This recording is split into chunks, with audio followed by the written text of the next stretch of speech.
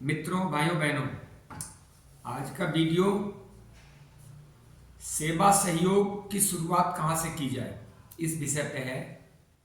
देखिए, charity begins from home, ये आपने सुना होगा। ये कहावत है, लोकोक्ति है, सेइंग है, बाइवर्ड है, अंग्रेजी में है। लेकिन इसका मतलब ये होता है कि जो पहली सेवा होती है ना, वो अपने घर से शुरू होती है।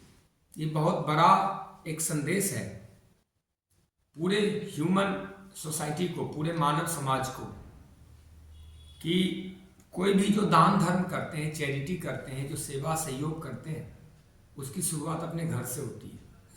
अच्छा, ये चीज़ इस्लाम मानने वालों में है, ईसाइयत में है, लेकिन हिंदुइज्म में ये नहीं है, गड़बड़ है। जबकि सिद्धांत हिंदुत्व का है। इस वीडियो को अंत तक देखिएगा और समझिएगा, और मेरे YouTube चैनल आरोग्य कोच डॉक्टर अजीत आनंद को सब्सक्राइब कर लीजिए, ताकि आपको फिजिकल एंड मेंटल हेल्थ से संबंधित चीज़ें और संप्रेषित करते रहें।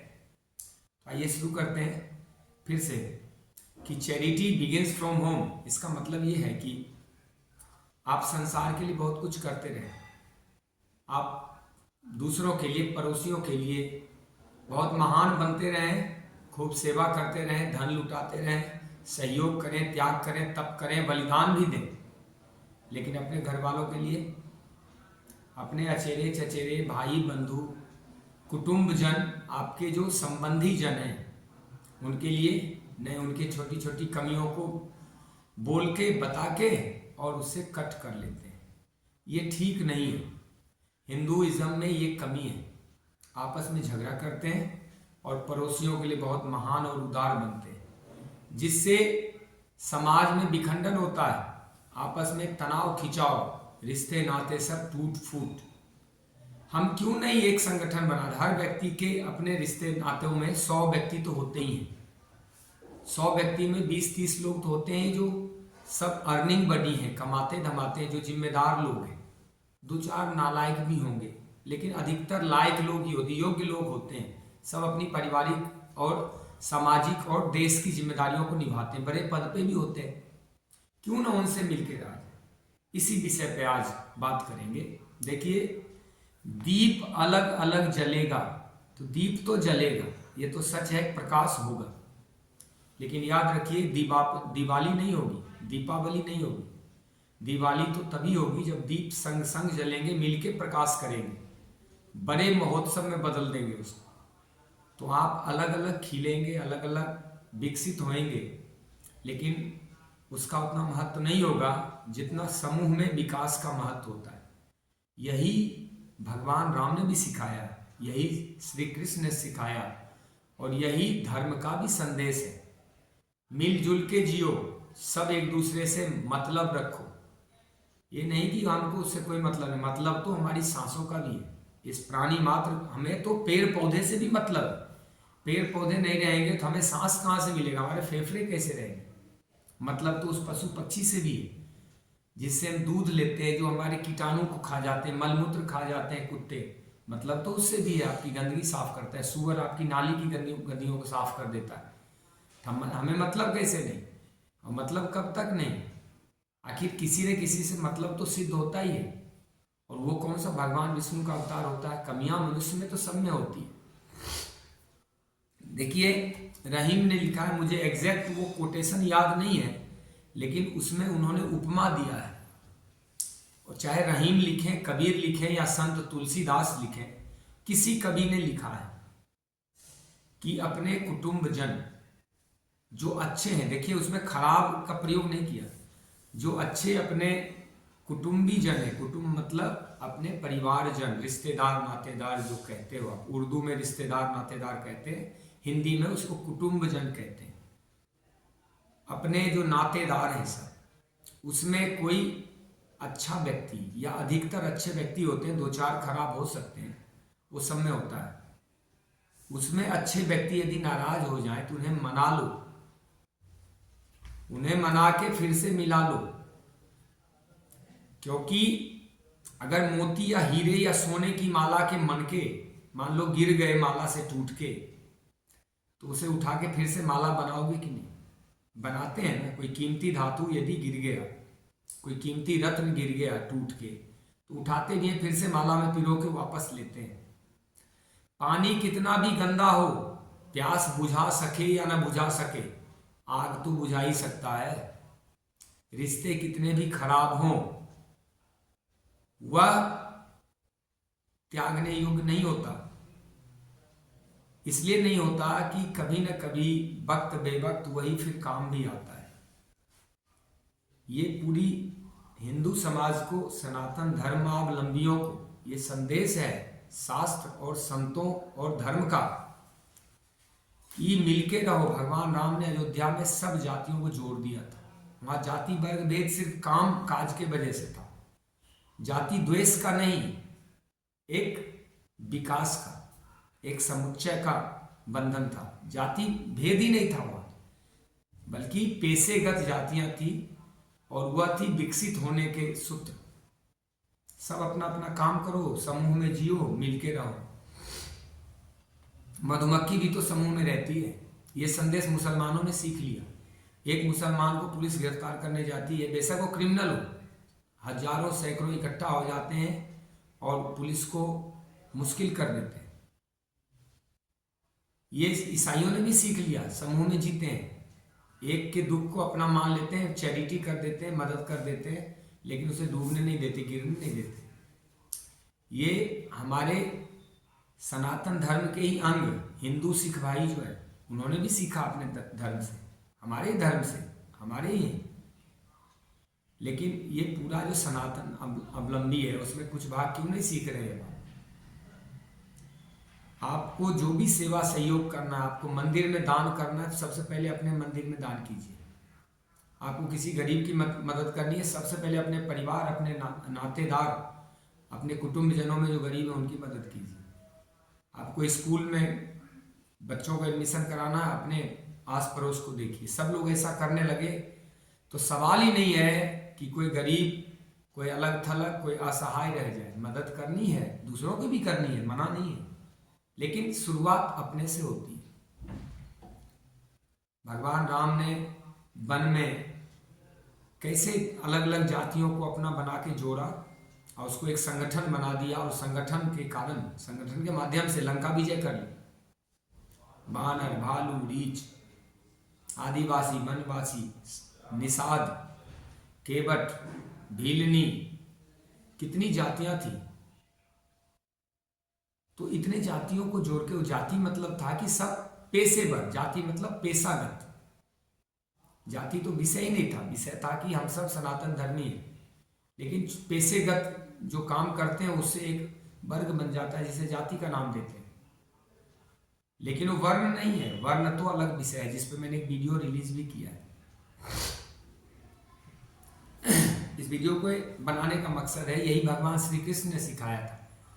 उन्होंने सारे धर्मावलंबियों को एकजुट कर दिया महाभारत के युद्ध में। जो भी धर्म के पक्ष में इधर आ जाओ, बेशक संख्या कम होगी, यतो धर्म ततो जय। जहां धर्म होगा विजय वही होगी, संख्या कम होने से कोई बात नहीं। राक्षस शरीर बल में अधिक होते हैं, लेकिन बुद्धि बल के आगे वो भी मार डाले जाते हैं। बुद्धि सर्वश्रेष्ठ है। तो धर्म की बुद्धि ये कहती है, सर्वोच्च जो आदेश है या सर्वोच्च जो ज्ञान है वो ये कहता है, समूह में जीने की आदत डालो, सबके हित में अपना हित देखो। एक क्षेत्र का विकास होगा तो आपका भी होगा, सबकी सड़कें बनेगी तो आपकी बनेगी। अलग अलग जीने से क्या होगा? मैं एक छोटा सा कहानी के माध्यम से इसको समापन करना चाहता हूं। एक ब्राह्मण थे, एक क्षत्रिय थे, एक वैश्य से थे और एक शूद्र थे। ये चारों जहां भी जाते मिलजुल के रहते, इनका संगठन बना हुआ था और ये जाते बड़े ही शक्तिशाली थे, शक्तिवान थे। कहीं जाते किसी खेत में बैठ के गन्ना चूस लेते, किसी में मूली उखाड़ के खा लेते, शकरकंदी खा लेते, कोई कुछ बोलता नहीं था क्योंकि संगठन था। किसी के मटर उखाड़ के खा लेते, और ऐसे भी खेती बाड़ी में ऐसे कोई बोलता नहीं। किसी के जाके बगीचे में आम खा लेते, किसी के जो है गाजर चबा लेते, किसी मक्की की भुट्टा भून के खा लेते, ये सब खेतों में करते थे। कभी जाते थे, मिलजुल के रहते थे, गांव में कोई दिक्कत ही नहीं थी। लेकिन एक किसान था, वो बहुत क्या कहे दिमागी था, उसके पास ब्रेन ज़्यादा था। उसने सोचा कि क्यों ना इसकी आदत ही खत्म कर दी जाए, किसी खेत से खाता फिर इनका संगठन भी बहुत मजबूत होता है। तो एक दिन अपने जब देखा सब लोग गन्ना चूस रहे हैं खेत में बैठ के, तो पहुंचता है और सबसे पहले उसमें जो शूद्र थे उनको एक तरफ करके बोलता है देखो ये तो ब्राह्मण पंडित जी हैं, और ये तो क्षत्रिय ठाकुर साहब हैं, और ये तो हमारे व्यापारी हैं भाई, इन सब से तो बहुत काम पड़ता है मुझे, लेकिन तेरी कैसे हिम्मत हो गई कि तूने ये गन्ना चबा लिया मेरे खेत से। अच्छा, इसके बाद क्या होता है, तीनों कुछ बोल नहीं सके। जैसे तीनों चुप रहे, बस उसने इसको पीटना शुरू कर दिया। एक को पीटा, खूब पीटा और भगा दिया वहां से। ओके, अब ये तीन नहीं बोले तो उसको साहस मिल गया। अब वो जो बनिया था उसको उठाए। ये छेपक है, देखिए एक सत्य कहानी नहीं हो सकती है, और हो भी सकती है, लेकिन ये सुनी सुनाई है, लेकिन इससे शिक्षा बहुत जबरदस्त मिलती है। फिर बनिया के पास गया, बोले ये तो पंडित जी हैं, ब्राह्मण देवता है, और ये तो ठाकुर साहब हैं, तुम्हारी कैसे हिम्मत हो गई कि तुम मेरे खेत में बैठे गन्ना चूस लिया। फिर उसको कुटाई किया, खूब मारा पीटा, खूब मारा और भगा दिया वहां से। अच्छा, वो दोनों बोले नहीं, उसके साथ खड़े नहीं हुए। उनकी एकता को तोड़ने का कितना गजब का प्रयास था, गजब का कारनामा था। फिर जो है बोलता है कि वो तो हमारे ब्राह्मण देवता हैं, हम उनसे पूजा पाठ लेते हैं, उनसे बहुत सेवा लेते हैं, तुम कौन सा खेत की मूली हो, तुम ठाकुर होंगे अपने लिए अपने घर में। बस फिर ठाकुर को भी पीटा उसने, ब्राह्मण देवता कुछ नहीं बोले। और जब ये तीनों पीट के भगा दिया तो फिर बोला कि पंडित जी तुम्हारी ऐसी की तैसी, अब देखो। अब उसको भी कुटाई किया। इस ढंग से उसने चारों की एकता तोड़ा और फिर समाज को विखंडित कर दिया। ऐसा ही हो रहा है हमारे देश, हमारे अपने समाज में, हिंदू समाज में सबसे अधिक लड़ाई झगड़े आपस में करते हैं। जब तुम संगठित ही नहीं रहोगे तो दूसरों से कैसे युद्ध करोगे, दूसरों पे विजय कैसे पाओगे। अब मुझे 5 लाख रुपए की जरूरत थी, मेरे पास पैसे नहीं थे बिल्कुल। तो मैंने सोचा कि मैं कहीं कर्ज लूंगा, ब्याज चुकाऊंगा, पैसे तो मैं दूंगा ही ना, पैसे भी दूंगा ब्याज भी दूंगा। अच्छा, क्यों ना अपने रिश्तेदारों में टटोला जाए। रिश्तेदारों में मैंने एक एक को फोन किया, तो जिससे उम्मीद नहीं थी उसने भी मदद करी, कोई 25,000 कोई 50,000, और ये क्राउड फंडिंग हो गया एक तरह से, पूरा काम हो गया और इंटरेस्ट भी नहीं भरना पड़ा। और इंटरेस्ट भी लगेगा तो हमने अपनों को ही तो दिया, हम दे भी देंगे। किसी ने 50,000 दिया, जब लौटाएंगे तो उनको 54-55,000 भी दे देंगे। तो अपनों को ही तो दिया, उनका भी तो भला होना है, कल्याण तो उनका भी होना है। वो कहीं पैसे रखते हैं तो इंटरेस्ट मिलता है। तो मेरे कहने का मतलब है कि आपस में हम मिल के रहे तो हमें उसका लाभ मिला और हम संगठित, इससे बॉन्डिंग भी मजबूत होता है। लेन देन करना है, लेकिन साफ सुथरा लेन देन करना है, ये नहीं कि उलझा देना उसी में, किसी का लिया फिर दिया ही नहीं, ये नहीं। लेन देन करना है और समय से लौटाना है, फिर लेन देन करना। और इसके पीछे का कारण क्या है कि मैं प्रथम से, मुझे घर से निकले हुए 33 वर्ष हो गए, और जब से निकला हूं तब से मैं सबसे जुड़ा रहता हूं। कोई कैसा भी हो, अपने परिवार का है, कुटुंबजन है, रिश्ते में है, मैं जरूर उससे बात करता हूँ, कभी महीने 2 महीने में भी एक बार जुड़ा रहता हूँ, मैसेज से जुड़ा रहता हूँ। पहले चिट्ठी लिख देता था कभी कभार, कभी कोई मदद की जरूरत पड़ी तो मैं आगे बढ़ के मैं ही कर देता हूँ, ताकि जब मेरी जरूरत पड़े तो वो भी आगे बढ़ के मेरे लिए खड़े हो जाए। मेरे कोई शादी विवाह का प्रोग्राम हो, कोई धर्म कार्य हो, धार्मिक कार्य करने होते हैं, संस्कार के कार्य करने होते हैं, कोई दुख सुख होते हैं, तो मैं बुलाता हूँ, सब आ जाते हैं। अच्छा, क्यों आते हैं? क्योंकि मैं भी पहले गया हुआ हूँ, मैं जाता रहता हूँ, बेवजह ही चला जाता हूँ कभी किसी से मिलने, बोले मैं आ रहा हूँ तेरे घर मिलने। तो इससे हमारी बॉन्डिंग मजबूत होती, खराब नहीं होती। अब हिंदू समाज में क्या है, बोला हम किसी से नहीं बोलते, हम किसी को नहीं पूछते। अच्छा, नहीं पूछोगे तुम्हें कौन पूछेगा? फिर कहते हैं हमें कोई पूछता नहीं, हमें कोई मदद नहीं करता। जब आपका अच्छा समय था तब आपने मदद करी थी क्या? और ऐसा हो नहीं सकता कि आपने मदद की हो कोई आपके लिए खड़ा ना हुआ हो, ऐसा संभव नहीं। होता क्या है मैं बताता हूँ कि जब आपका अच्छा समय चल रहा होता है, जब आपका बहुत बेस्ट टाइम चल रहा होता है, उस समय आप मदद के लिए किसी की तरफ देखते नहीं कि किसी को हमारी मदद की जरूरत है, हाथ बढ़ा दें। अरे लेन देन कर देंगे, साफ सुथरा बोल देंगे कि मुझे 1 वर्ष में लौटा देना, 6 महीने में लौटा देना। साफ सुथरा बोल के तो कि 6 महीने तक मैंने लौटा पाऊंगा। लेन देन करो ना, आपस में कर लो पहले। सब कर्ज में फंसते हैं दूसरों से, अच्छा आपस में ही लेन देन कर लो तो क्या दिक्कत है? सब सुखी हो, सब निरोगी हो, सबका भला हो, मिलजुल के जियो, समूह में जियो, एक दूसरे के लिए मदद करो। जो बड़ा है मदद के लिए उसको पहले आगे बढ़ना चाहिए।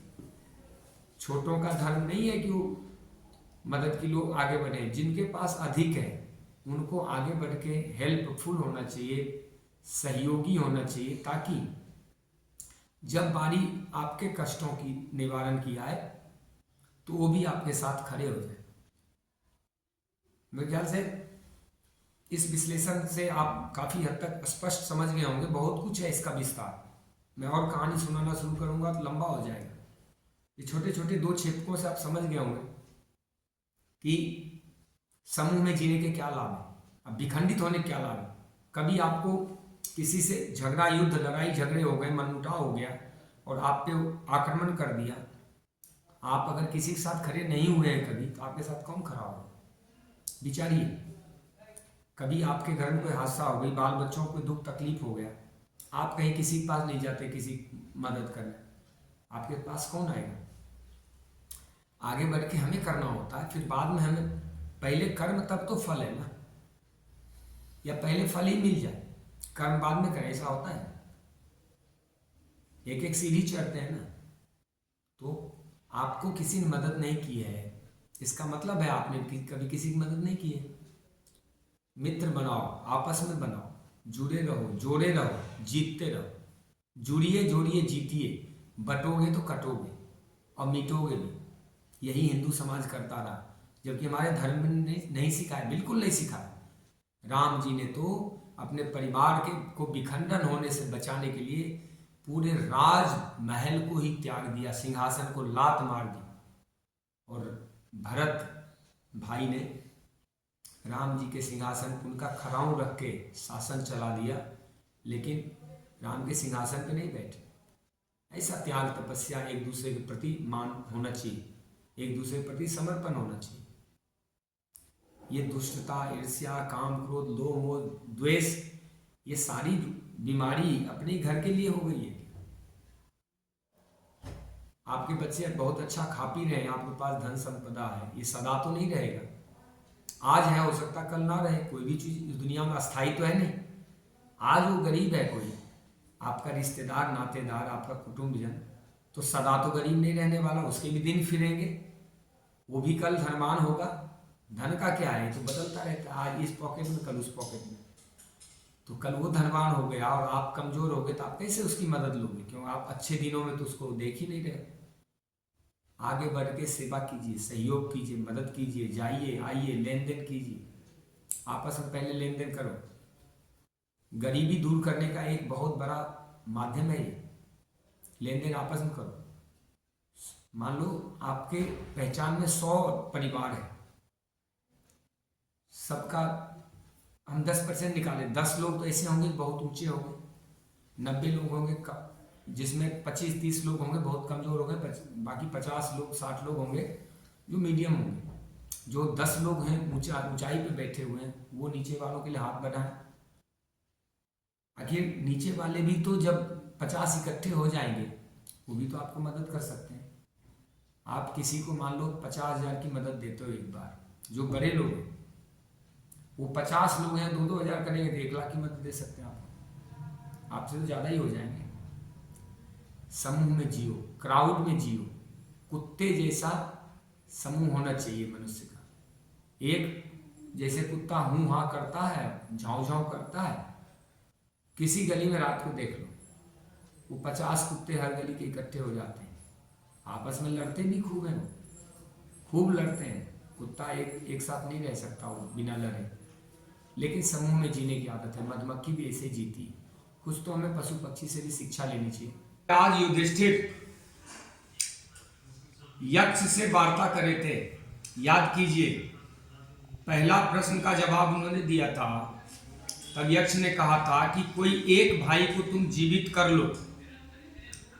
तो युधिष्ठिर ने सबसे पहले नकुल को जीवित करने का जो रिक्वेस्ट है, जो प्रार्थना करी थी, विनती करी थी, वो नकुल के लिए। तो यक्ष ने पूछा था कि तुम भीम और अर्जुन जैसे महाबली और महाधनुर्धर को छोड़ के तुम्हें नकुल को क्यों जीवित करना चाहते हो? तो धनराज युधिष्ठिर ने कहा था कि कुंती माता के हम 3 संतान हैं और माद्री माता के 2 संतान हैं। मैं चाहता हूं कि अगर हम 2 भाई जीवित रहे तो एक माद्री माता का संतान जीवित रहे। इतना अपनापन था। अपनापन देखिए, पराये को भी अपना समझ रहे हैं और यहाँ अपनों को पराये समझते हैं। इससे क्या शिक्षा नहीं मिलती है?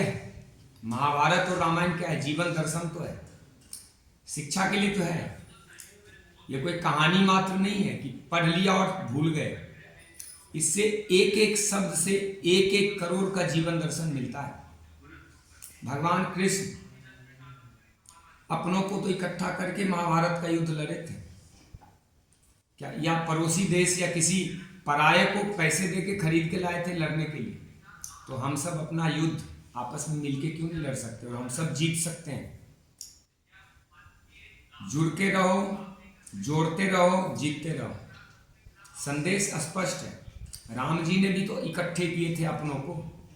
ये अयोध्या से सेना बुलवाई थी क्या? जहां है वहीं पे अपना एक ग्रुप बना, एक संगठन बना लिया। ऐसे हिंदू जहां भी जाते हैं देश और दुनिया में, किसी न किसी ग्रुप संगठन से जुड़ के रहो। कोई दुख या सुख होगा, सैकड़ों लोग आपके लिए खड़े मिलेंगे। और अकेले में जीवन कोई जीवन है क्या? समूह में जीना सीखिए। हाँ, थोड़ा त्याग तब करना पड़ता है। अकेले जीने में बड़ा मजा आता है। हम अलग रहेंगे, किसी को नहीं पूछेंगे, किसी से मतलब नहीं रखेंगे। लेकिन कब तक? मतलब तो रखना ही पड़ता है। जब फंसते हैं तब मतलब रखते हैं, तब कहते हैं कि मुझे तो किसी ने मदद नहीं किया। लेकिन ये नहीं देखते कि मैंने भी तो कभी किसी की मदद नहीं करी थी। जब मेरा अच्छा समय चल रहा था तो यदि हमने मदद नहीं की, हमने सहयोग का हाथ नहीं बढ़ाया, तो मेरे बुरे समय में कौन सहयोग और मदद का हाथ बढ़ाएगा? यही तो शिक्षा है। और अच्छा समय सबका आता है, खराब समय सबका आता है। जो आज अच्छा है कल खराब हो सकता है। जो आज गिरा हुआ है, दीनहीन है, कल वो सबल भी हो सकता है, कल वो उठ सकता है।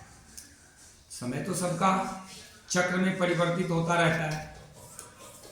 तो संदेश साफ है, समूह में जीना सीखना है। इसी में कल्याण है अपना भी और अपनों का भी, और इसी में उत्थान है, इसी में विजय है। जय श्री राम। आप सबों का कल्याण हो। ओम।